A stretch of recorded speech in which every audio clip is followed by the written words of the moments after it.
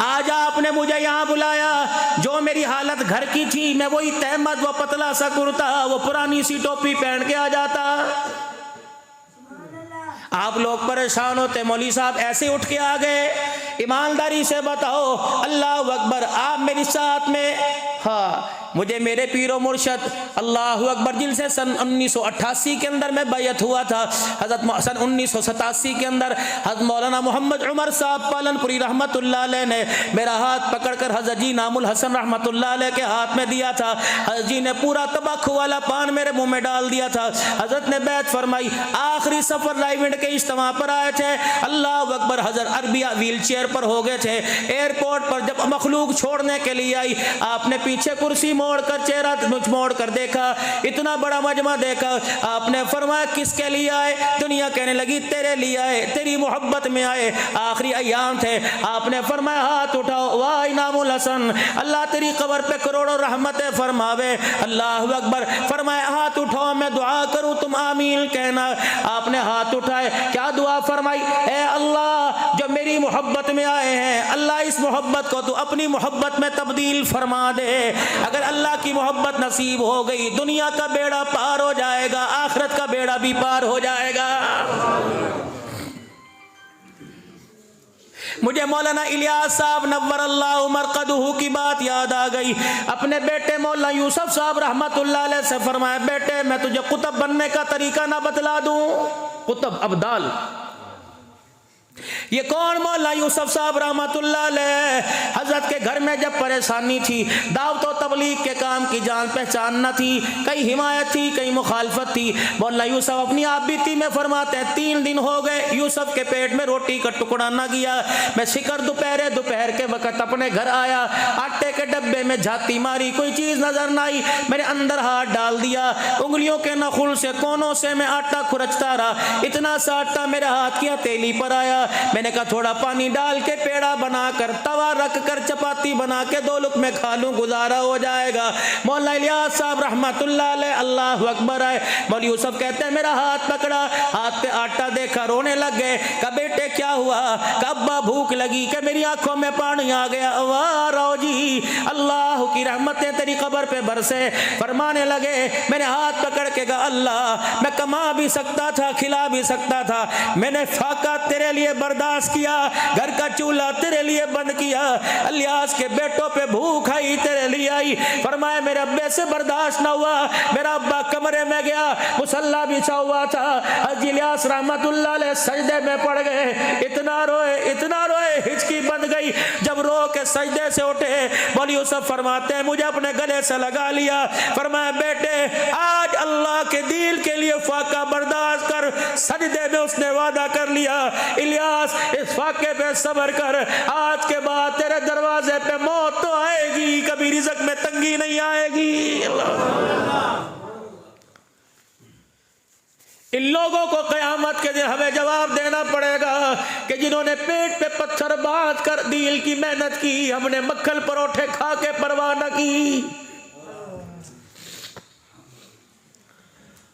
مولانا یوسف صاحب فرمانے لگے، میرے ابے نے کہا، حاجی الیاس رحمت اللہ علیہ نے، میں تجھے بتاؤں قطب بننے کا طریقہ، یوں نہیں فرمایا کہ 10,000 مرتبہ درود شریف پڑھے کر، یوں نہیں فرمایا چلا کیا کر، ذکر کیا کر، فرمایا میرے بچے جس محفل میں حضور کی سنت کے خلاف کام ہوتا ہو، جب سنت کے خلاف کام ہوتا ہو، اس محفل میں جا کر سنت کے مطابق کام شروع کر دے، اللہ تجھے وقت کا قطب بنا دے گا۔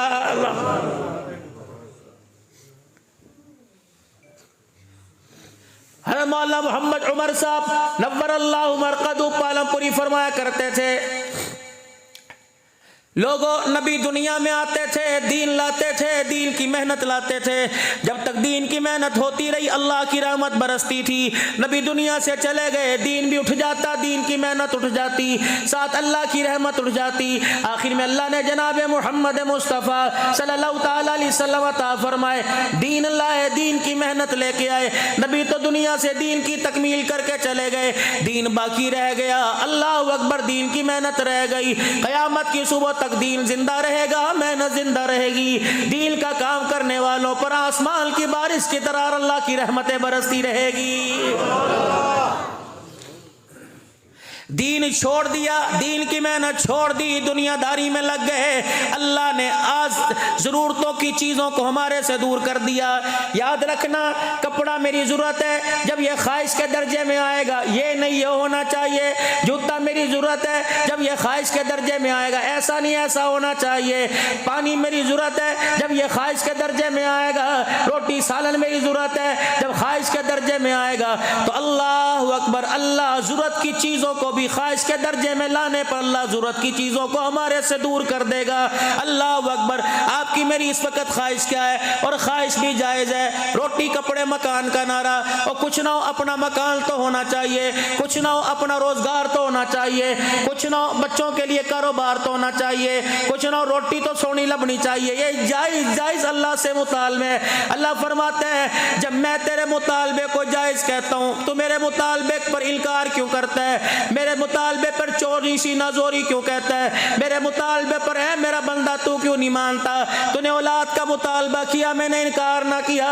تو نے حسن و جمال کا مطالبہ کیا میں نے انکار نہ کیا، تو نے شادی کا مطالبہ کیا میں نے انکار نہ کیا، کس کی دھی نکاح کے 2 بول پڑوا کے میں تیرے بستر پہ لے آیا، تو نے بیٹی کا مطالبہ کیا میں نے انکار نہ کیا، تو نے بیٹے کا مطالبہ کیا میں نے انکار نہ کیا، تو نے جوانی شباب مانگا میں نے انکار نہ کیا، تو نے مکان دکان مانگی میں نے انکار نہ کیا۔ جب میں تیرے کہنے پہ انکار نہیں کرتا تو 24 گھنٹے مانگ، میں 24 گھنٹے دیتا ہوں، میں تو تیرے سے 5 وقت 15 منٹ مانگتا ہوں۔ اے میرا بندہ جب تو مانگے میں انکار نہیں کرتا، جب میں نماز کا سجدہ تیرے سے مانگوں تو انکار کیوں کرتا ہے؟ پھر بتا لڑائی ہوگی کہ نہیں ہوگی؟ پڑوسی پڑوسی سے لڑے گا، دکاندار دکان سے لڑے گا، حاکم حاکم سے لڑے گا، استاد شاگرد سے لڑے گا، پیر مرید سے لڑے گا۔ جب میں مانگوں تو انکار نہیں کرتا، جب تو مانگتا ہے میں انکار کرتا ہوں۔ بتاؤ بتاؤ لڑائی ہوگی کہ نہیں ہوگی؟ آج ساری کی ساری لڑائی اسی وجہ سے ہے،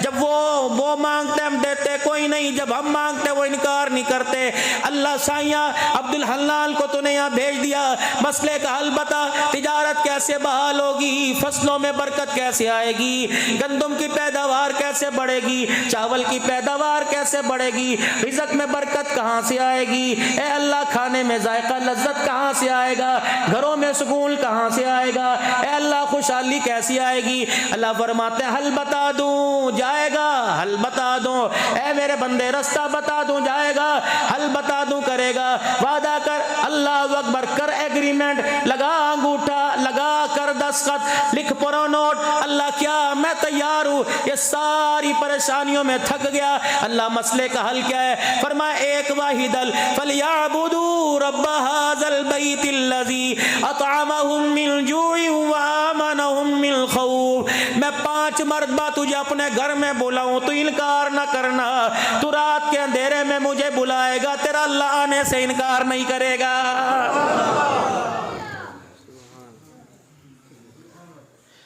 فَلْيَعْبُدُوا رَبَّ هَذَا الْبَيْتِ، ان کو کہہ دو اس گھر والے رب کی عبادت کریں، الذی اطعمہم من جوع وآمنہم من خوف، امن دوں گا، ساری دنیا دشمن ہوگی، نہیں یقین آتا، مکے کے سردار تلواریں لے کر میرے نبی کے دروازے پر، وہ تلوار کام نہیں آئی، میرا امر کام آیا، فما رمیت اذ رمیت ولکن اللہ رما۔ ایک جگہ فرمایا فَإِذْ يَمْكُرُوا بِكَ الَّذِينَ كَفَرُوا لِيُثْبِتُوكَ أَوْ يَقْتُلُوكَ أَوْ يَخْرُجُوكَ وَيَمْكُرُونَ وَيَمْكُرُ اللَّهُ وَاللَّهُ خَيْرُ الْمَاكِرِينَ۔ جاؤ جاؤ جاؤ، اللہ اکبر کی کروالی والوں سن لو، نوشہرہ باغ والوں سن لو، نوکھر والوں سن لو، رب کعبہ کی قسم تمہاری تدبیریں دھری کی دھری رہ جائیں گی، تقدیر اللہ کی کام آئے گی، جو لکھ دیا ساری دنیا زور لگائے مٹا نہیں سکتی،